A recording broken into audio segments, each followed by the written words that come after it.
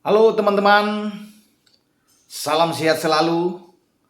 Kita membahas atau mereview hasil pertandingan di leg kedua babak 16 besar atau perdelapan final di Liga Champions yang sudah berakhir pada Kamis dini hari waktu Indonesia bagian Barat atau Rabu waktu di Eropa. Kita sudah mengetahui pasti hasil pertandingan yang dimainkan oleh dua tim terkuat, Manchester City dan Real Madrid. Manchester City di Etihad cukup bermain imbang saja, 0-0, tidak memaksakan harus bisa menang besar lagi karena mereka sudah menang 5-0 di leg pertama dan hasil melawan Sporting Lisbon memberikan langsung jatah mereka untuk lolos ke babak perempat final. Itu terlihat bahwa Pep Guardiola memainkan ada beberapa pemain muda, ya, tidak juga memaksakan pemain-pemain utama dia untuk bisa tampil. KDB atau Kevin De Bruyne, Rodri, Jack Grealish itu sengaja disimpan duduk di bangku cadangan. Mahrez pun hanya masuk di babak kedua. Bernardo Silva ditarik keluar untuk menjaga kebugaran seluruh pemain City yang lebih fokus untuk menghadapi Crystal Palace 5 hari ke depan.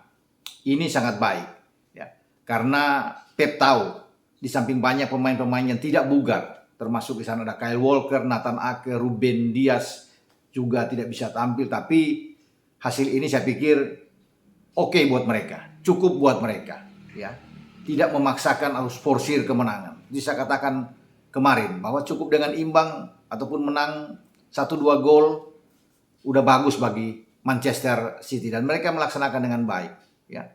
Adam Bete masuk, pemain muda, ya, Miketi, Egan Riley juga yang masuk di babak pertama menggantikan posisi dari Kyle Walker yang memang tidak main di posisi di bek kanan. Scott Carson diberikan kesempatan untuk main dengan menarik Ederson Moraes keluar. Inilah yang dilakukan oleh Pep, ya, untuk merotasi timnya, ya, menjaga semua pemain-pemain untuk tidak cedera di saat mereka menghadapi pertandingan selanjutnya di IPL. Jadi selamat buat Manchester City yang sudah masuk mengikuti klub Inggris lainnya, Liverpool yang lebih dulu masuk ke babak perempat final. Jadi sudah ada 4 tim yang ada di babak perempat final, ya, setelah Liverpool dan Bayern Munchen diikuti oleh Manchester City dan Real Madrid. Nah, kita akan membahas khusus sekarang yang paling penting adalah duel Madrid versus PSG, Paris Saint-Germain yang berlangsung di Santiago Bernabeu di kota Madrid.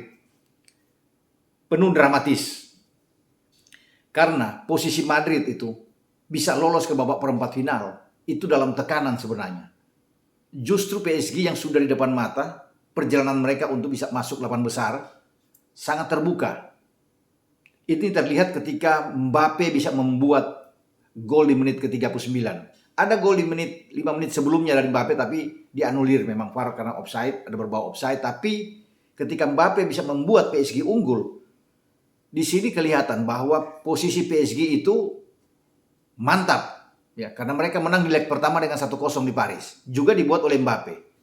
Sehingga memaksa bagi Madrid ini harus bertarung habis-habisan, tidak ada lagi jalan keluar. 45 menit babak kedua harus mereka maksimalkan. Harus mereka bisa menang pertandingan ini karena bukan cuma dengan 1 gol yang harus mereka lakukan, harus 3 gol, ya. Dan mereka mendapatkan target itu. Carleto berusaha untuk mungkin di kamar ganti, ya, setelah babak pertama selesai, memotivasi tim ini. Karena nasib dari Madrid hanya ditentukan di babak kedua ini. Babak pertama PSG bermain bagus. Oke sekali. Mbappe banyak mendapatkan peluang. Neymar juga ada 1-2 tembakan. Tetapi kalau masuk di babak kedua saya lihat memang tidak bisa berdaya mereka. Dalam tekanan justru ini diambil alih oleh pemain-pemain Madrid, ya. Carleto memainkan Thibaut Courtois, kemudian Carvajal di kanan, ya, ada Nacho bergeser ke kiri, ya, ditaruh di kiri. Alaba dan Eder Militao di 2 bek tengah. Kroos yang tadinya dianggap agak belum bugar tapi main walaupun ditarik di babak kedua. Ada Kroos di sana, ada Valverde, ada Modric, ya. Depan Benzema, Asensio dan juga Vinicius Junior untuk menantang starting 11 dari Pochettino dengan Donnarumma di bawah Mistar, ya. Ada Nuno Mendes di kiri, Hakimi di kanan, ada Kimpembe dan Marquinhos di 2 bek tengah mereka. Verratti, Danilo Pereira, Paredes, ya, Leandro Paredes di tengah. Mereka punya 3 pemain terbaik dunia, Messi, Neymar, dan Mbappe. Tapi saya tidak melihat Messi itu tampil luar biasa termasuk dengan Neymar. Mestinya 3 pemain ini menakutkan sekali kalau mereka bermain bertiga.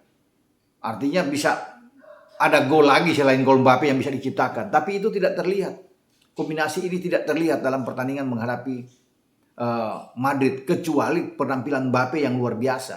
Mbappe yang paling banyak untuk bisa mengancam gawang Thibaut Courtois. Di babak pertama bahkan kita bisa melihat ada 2-3 tembakan dia selain gol dia masih bisa dimentahkan oleh Thibaut Courtois. Ya. Padahal Mbappe ini sempat mengalami cedera ringan. Ya. Dan dia dibawa hampir saja banyak yang menggambarkan bahwa Mbappe tidak bisa main, tapi akhirnya dia dimainkan dan justru dia yang paling bagus tampil di antara Neymar dan Messi. Dan kita lihat dengan apa yang dilakukan oleh Benzema. Ya. 3 gol yang dia buat di babak kedua hanya dalam waktu 19 menit atau bahkan 20 menit. 3 gol itu lahir. Ini luar biasa ya, diciptakan oleh pemain berusia 34 tahun di Liga Champions, menjadi pemain tertua yang bisa melakukan itu di Champions. Ya.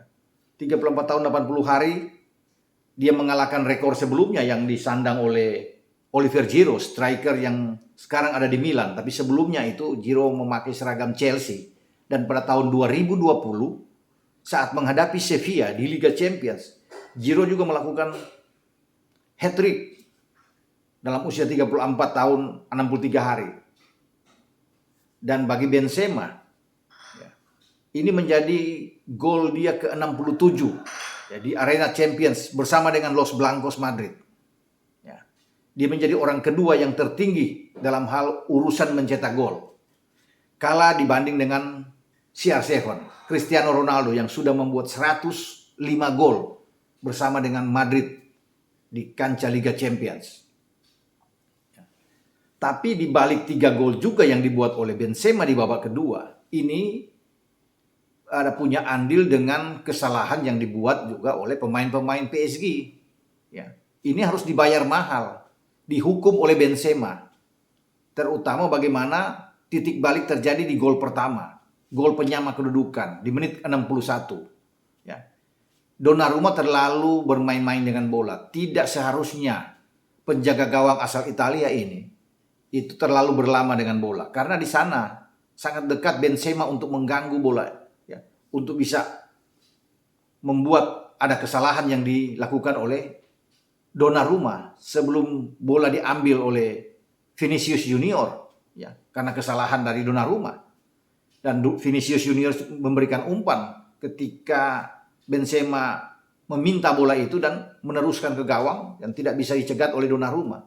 Inilah awal dari petaka, ya, musibah yang dialami oleh PSG. Kalau tidak ada gol ini, PSG bisa menang.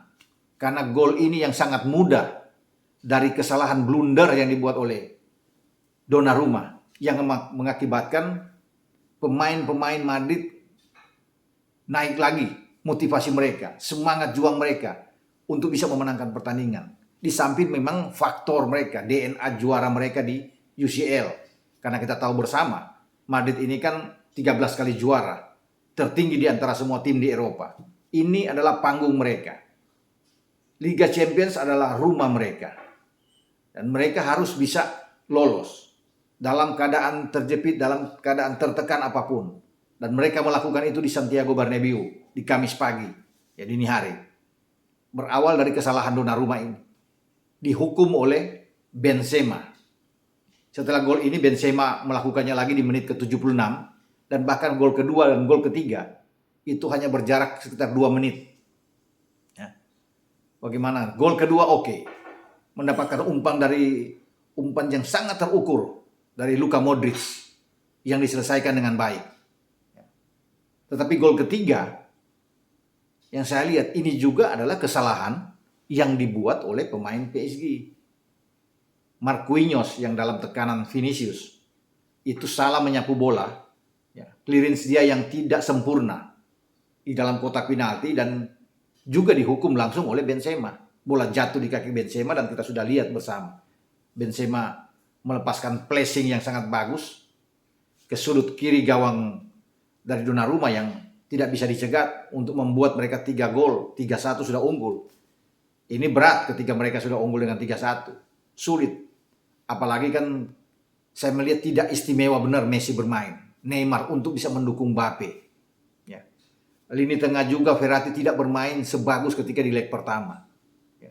Saya juga ingin melihat Verratti itu tampil all out. Mobile seperti di leg pertama dia menjadi bintang, tapi tidak begitu. Ini juga saya pikir sudah dilihat oleh Carleto. Ya. Untuk memainkan dengan Valverde yang sangat kuat dalam mempressing bola. Modric. Kemudian di babak kedua juga ada Camavinga yang dimainkan ya, terlepas cross ditarik keluar. Jadi kalau bisa melihat mental dari Madrid ini yang luar biasa ya, yang mereka tunjukkan di saat mereka harus bisa lolos ke babak perempat final. Sayang bagi PSG ya, perjalanan untuk ke perempat final sudah saya pikir aman, tinggal 45 menit yang mereka akan gapai. Kalaupun ini berakhir dengan imbang, tetap mereka masih bisa lolos.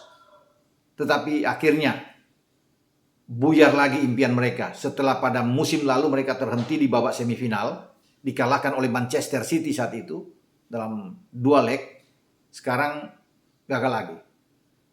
Nasser El-Khelaifi, ya, presiden dari PSG, pasti marah besar dengan kejadian ini.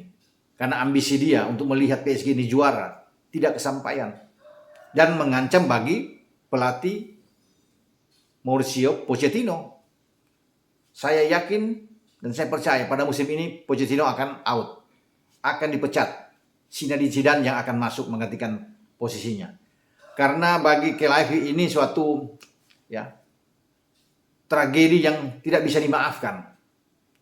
Ini UCL yang menjadi impian dia. Bukan di Ligue 1, bukan di Piala Prancis dan sebagainya. Dia fokus untuk bisa meraih gelar juara. Ini yang tidak didapatkan pada musim 2021-2022 di tangan Pochettino. Masih lebih bagus dengan di tangan Tuchel. Thomas Tuchel membawa tim ini di 2020 melaju sampai ke final. Sebelum dikalahkan 1-0 oleh Bayern Munchen. Tetapi Pochettino pun dipecat pada 24 Desember 2020. Sebelum dia diambil oleh Chelsea pada bulan Januari menggantikan Frank Lampard. Jadi memang bagi Pochettino harus siap-siap angkat koper keluar dari Paris Saint-Germain. Mungkin di akhir musim. Bahkan kalau memang Khelaifi berkehendak bisa aja dalam bulan ini pun dia dipecat. Atau bulan depan kita tidak tahu.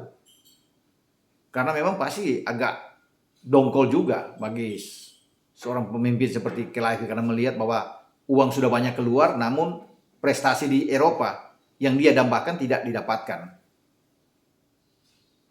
Dan bagi Madrid ini perjalanan yang sangat bagus ketika mereka ada di 8 besar. Juga bisa mengirim sinyal kepada tim manapun. Ya. Untuk selalu berhati-hati dalam undian nanti bertarung dengan mereka ya. Karena Madrid pada musim yang lalu juga terhenti di semifinal, dipukul oleh Chelsea dalam 2 pertandingan, mereka tidak menang. Setelah imbang di Santiago Bernabeu, diajar di Stamford Bridge. Mereka harus bisa melakukan itu untuk mengincar gelar mereka ke-14 pada musim ini ya. Selamat buat Madrid, buat pendukung Madrid dimanapun berada, dengan Los Blancos sekarang sudah mampu menjegal salah satu tim favorit. Tim yang sangat kuat yang mengalahkan mereka di leg pertama, di mana Madrid bermain sangat buruk. Hanya 3 tembakan dan 0 on target. Tetapi di Santiago Bernabeu, di leg kedua, selain ada 3 gol di sana, mereka juga bisa melepaskan 21 tembakan. 7 on target. Sementara PSG hanya dengan 10 tembakan, 4 on target. Ini tidak mencerminkan mereka sebagai tim yang sangat kuat dengan 3 predator bagus di depan, Neymar, Messi, dan Mbappe. Mestinya mereka bisa mendapatkan lebih dari itu. Namun mereka tidak bisa menampilkan apa yang diharapkan oleh Pochettino, oleh Khelaifi, oleh Leonardo, sebagai petinggi-petinggi yang ada di PSG. Mereka harus bisa berpikir untuk menyusun strategi lagi pada musim yang akan datang. Itu pun belum tentu bahwa PSG akan menjadi juara setelah mereka gagal pada musim ini. Sampai di sini review saya dengan hasil pertandingan, terutama Madrid secara dramatis bisa bangkit dari tertinggal 0-1, menang dengan 3-1 lewat hat-trick Karim Benzema. Ciao.